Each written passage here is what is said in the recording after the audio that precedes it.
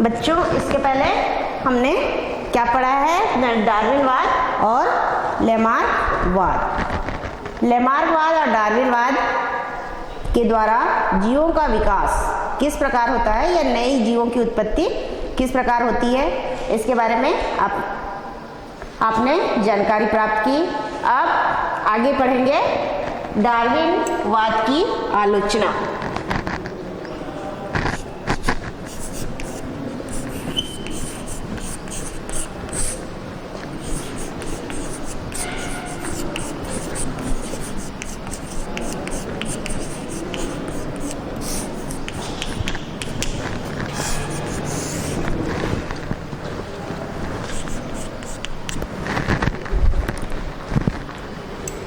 डार्विनवाद के प्रकाशन के पश्चात यह वाद इतना ज़्यादा प्रसिद्ध हो गया था कि पूरे विश्व में इसकी प्रसिद्धि फैली हुई थी और इसे अर्थात डार्विनवाद को बाइबिल के बाद दूसरा पुस्तक माना गया था। लेकिन यह वाद जो है बाद में कुछ वैज्ञानिक इसका विरोध करने लगे, क्योंकि डार्विनवाद जो है कुछ बिंदुओं के आधार पे जीवों के विकास को समझाने में असफल रहा था, जिसके लिए बहुत सारी आलोचनाएं की गई इसकी। अब ये आलोचनाएं क्या क्या हैं उनके बारे में देखें। तो सबसे पहले डार्विन के अनुसार नए जीव की उत्पत्ति वातावरण में होने वाले परिवर्तनों के कारण होता है और ये परिवर्तन जो है धीरे धीरे होता है। लेकिन आधुनिक वैज्ञानिक ये मानते हैं कि वातावरण में होने वाले किसी भी परिवर्तन से नए जीव की उत्पत्ति नहीं होती, बल्कि आनुवांशिक संरचना अर्थात डीएनए की संरचना में परिवर्तन होने के कारण ही नई जातियों की उत्पत्ति होती है। डार्विनवाद विभिन्नताओं के कारणों की उत्पत्ति कैसे हुई ये भी बताने में असफल रहा। अगली आलोचना है अवशेषी अंगों के बारे में। डार्विनवाद जो है किसी भी प्रकार से समझाने में असफल रहा। समर्थ के जीवत्व के बारे में डार्विनवाद बताता है, लेकिन समर्थ की उत्पत्ति कैसे हुई इसको हम डार्विनवाद के द्वारा नहीं समझा सकते। इसके साथ ही साथ डार्विन लेमार्क के प्रबल आलोचक थे, फिर भी लेमार्क के द्वारा अंगों के उपयोग और अनुपयोग से संबंधित जो भी सिद्धांत है उसको मानकर अपने विकासवाद को आगे बढ़ाया, अर्थात अंगों के उपयोगिता और अनुपयोगिता को जीवों के विकास पर महत्व प्रदान किया।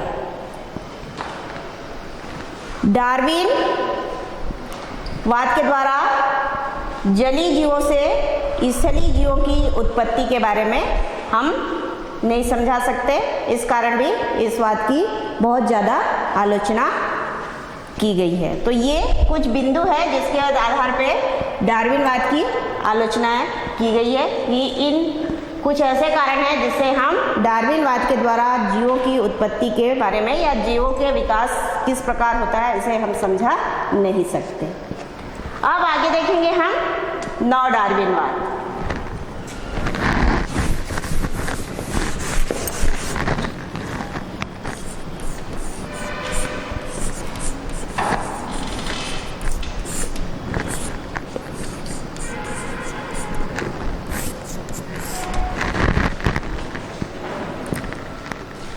नव डार्विनवाद का प्रकाशन हुआ था 1859 में और ये जो है प्रकाशन के लगभग 40 वर्ष तक अर्थात 20वीं सदी के आरंभ में बहुत ज़्यादा प्रसिद्ध था, क्योंकि उसके द्वारा जीवों के विकास किस प्रकार होती है उसे अच्छे से समझाया जा रहा था। लेकिन सन 1901 में मेंडल के नियमों का फिर से खोज किया गया या पुनः खोज की गई। सेरमार्क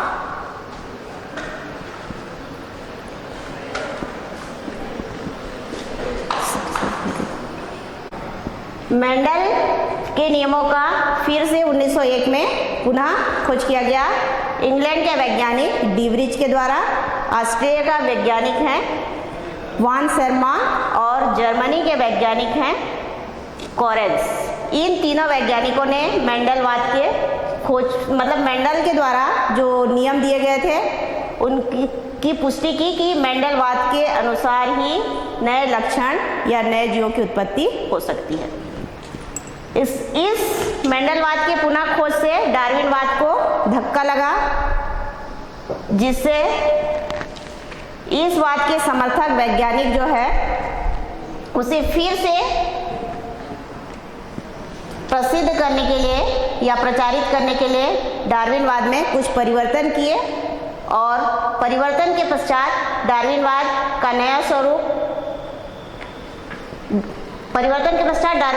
नया स्वरूप मिला, जिसे हम नव डार्विनवाद कहते हैं। और नव डार्विनवाद के प्रतिपादक जो व्यक्ति थे वे थे अगस्त बीजमैन।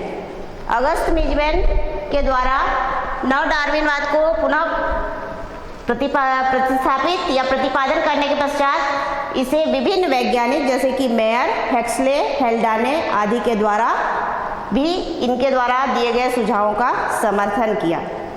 नव डार्विनवाद के अनुसार जीवों का विकास या किसी जाति के विकास पर किसी एक कारक का प्रभाव नहीं पड़ता, बल्कि कई ऐसे कारक हैं या बहुत सारे कारकों का संयुक्त प्रभाव पड़ता है। इन कारकों के बीच में पारस्परिक क्रिया होती है, जिसके फलस्वरूप नई जातियों की उत्पत्ति होती है। और ये कारक जो है निम्न प्रकार के होते हैं। पहला है इसमें उत्परिवर्तन,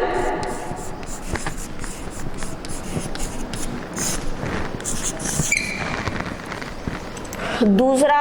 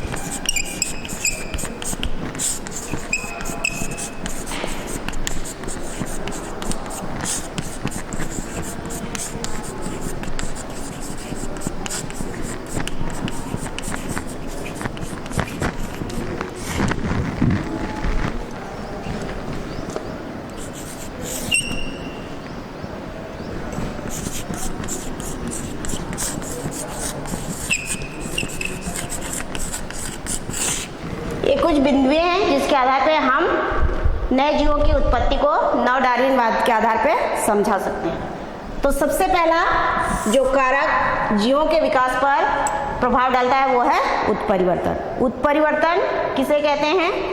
अर्थात उत्परिवर्तन वह घटना है जिसमें जीवों में परिवर्तन अचानक होता है, और अचानक परिवर्तन से जीन की संरचना अर्थात उसके न्यूक्लियोटाइड की संरचना परिवर्तित होती है। जीन की संरचना परिवर्तित होने से जीवों में नए लक्षण उत्पन्न होते हैं, और ये लक्षण जो है पीढ़ी दर पीढ़ी वंशागत होते हैं और जीवों में नए लक्षण उत्पन्न करते हैं, और इन्हीं नए लक्षणों से नई जातियों की उत्पत्ति होती है। दूसरा है आपका गुणसूत्र की संरचना तथा संख्या में परिवर्तन। जब कोशिका विभाजन होता है तो उस समय गुणसूत्रों का अनियमित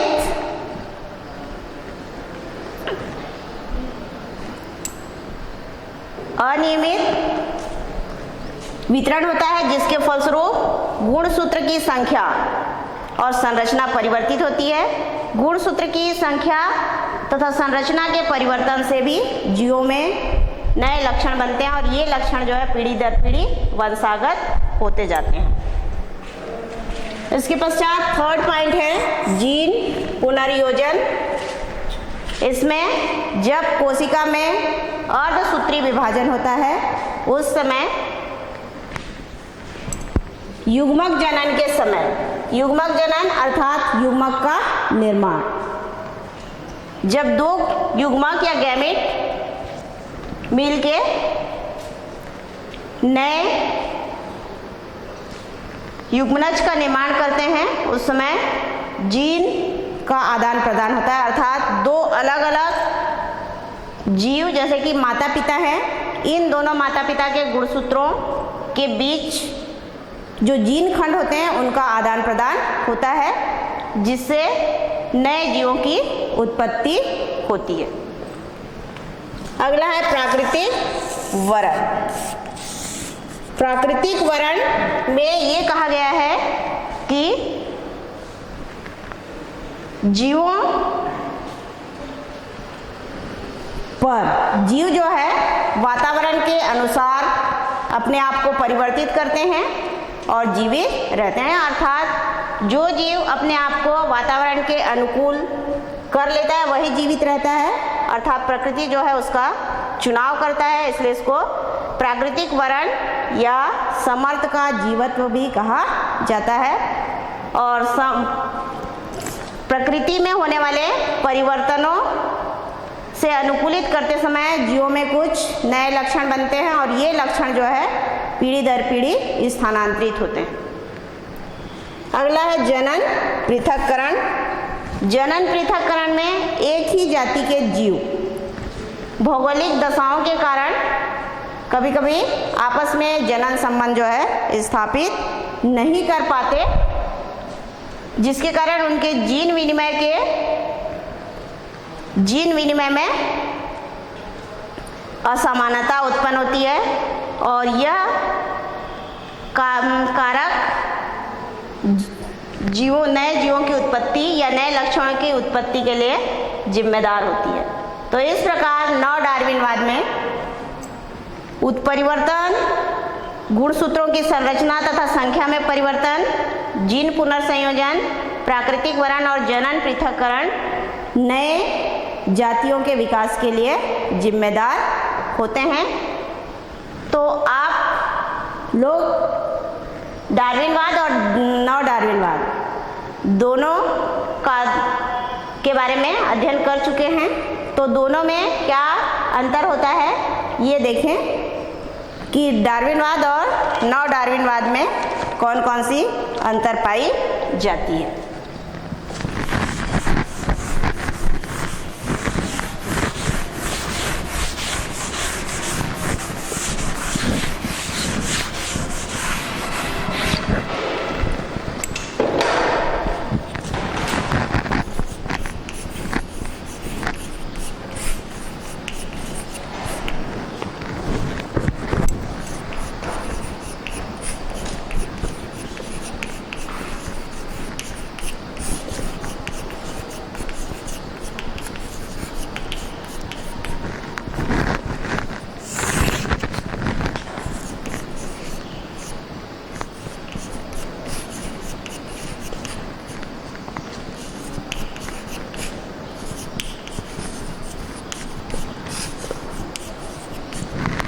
डार्विनवाद और नव डार्विनवाद में पहला अंतर है, डार्विनवाद में किसी जीव की उत्पत्ति या नए जीवों के विकास के लिए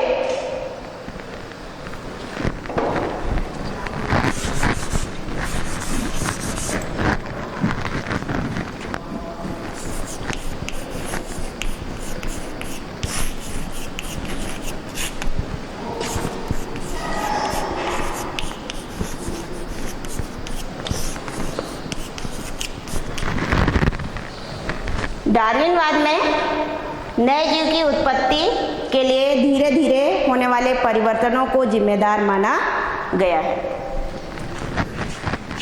वातावरण में जो धीमा परिवर्तन होता है और इस परिवर्तन के कारण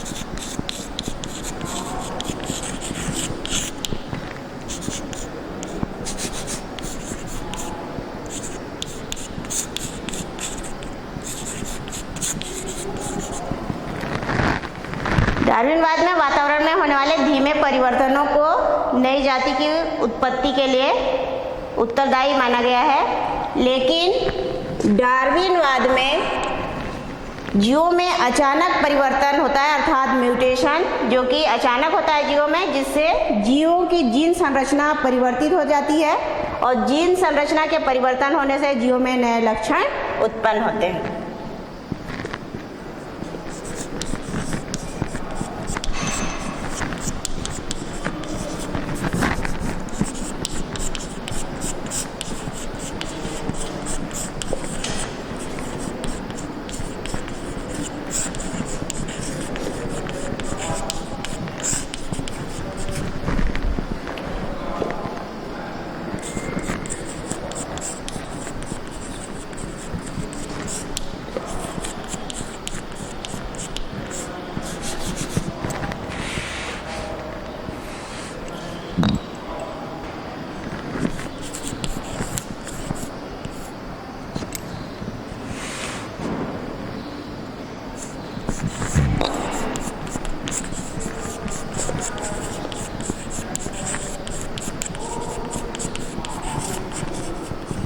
तो जीवों में अचानक परिवर्तन होता है, जिससे जीन संरचना परिवर्तित होने से नए लक्षण बनते हैं और उन नए लक्षणों के फलस्वरूप नए जीवों की उत्पत्ति होती है।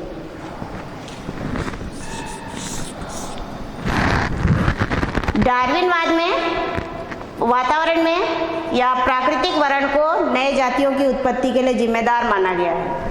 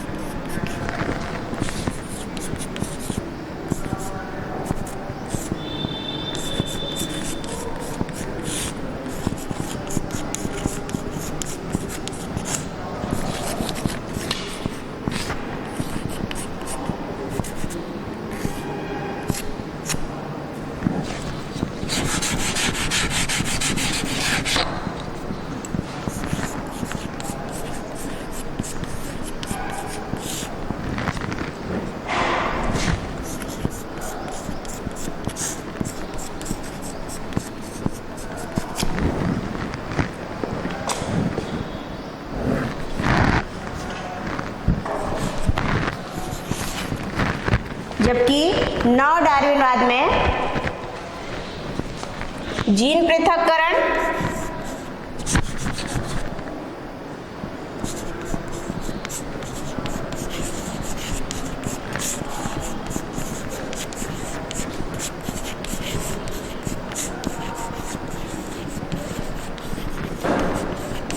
उत्परिवर्तन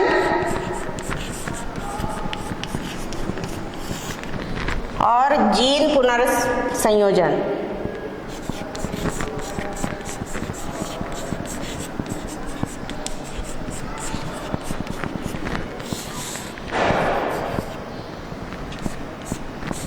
जीन पुनर्संयोजन को नई जातियों की उत्पत्ति के लिए जिम्मेदार माना गया है।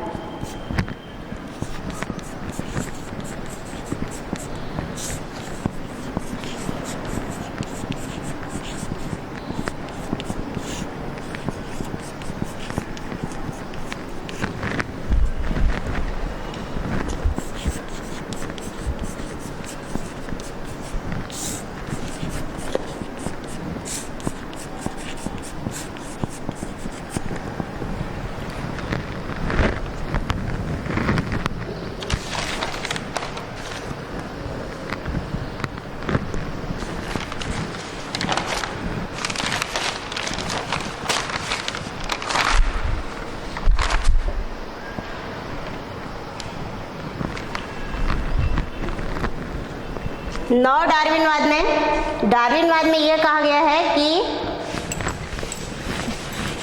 जो वातावरण में होने वाले परिवर्तन के फलस्वरूप जो विभिन्नताएं उत्पन्न होती हैं वो वंशागत होती हैं और नए जीवों की उत्पत्ति के लिए विभिन्नता जो है उत्तरदायी होती है। तीसरा अंतर है विभिन्नता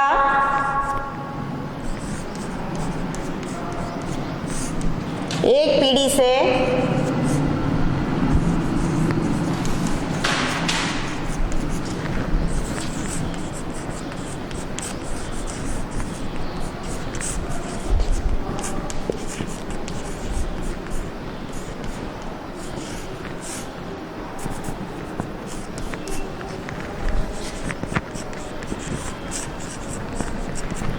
वंशागत होती है, जिसके फलस्वरूप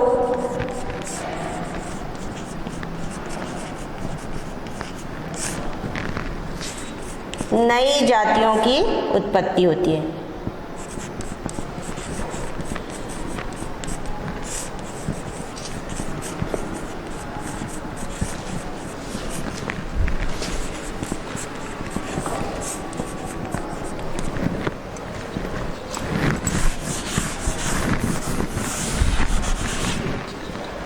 नव डार्विन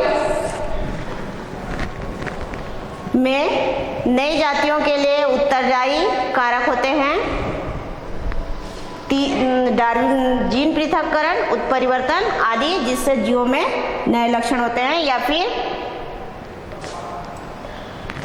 जीन पृथक्करण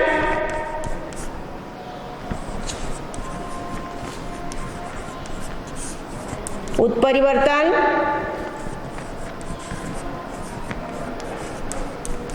के फलस्वरूप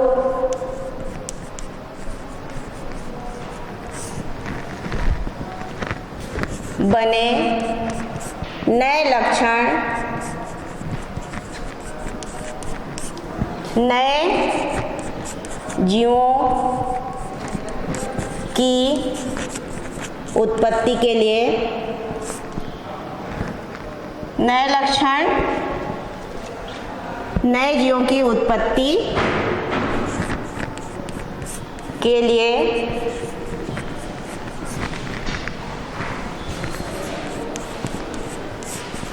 उत्तरदायी होते हैं। तो इस प्रकार डार्विनवाद और नव डार्विनवाद में अंतर पाया जाता है।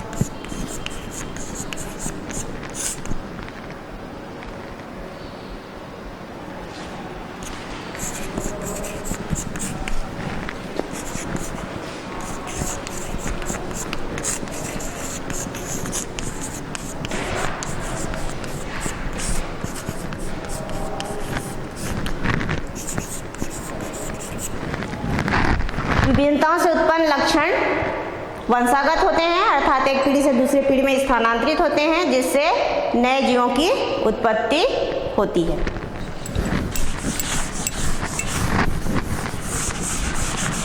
उसी प्रकार से नव डार्विनवाद में जीन पृथक्करण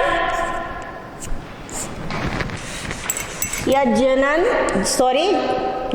पृथक्करण, जिसमें कि अलग अलग वातावरण या प्राकृतिक क्षेत्रों में रहने वाले जीवों के बीच में जनन पृथक्करण पाया जाता है,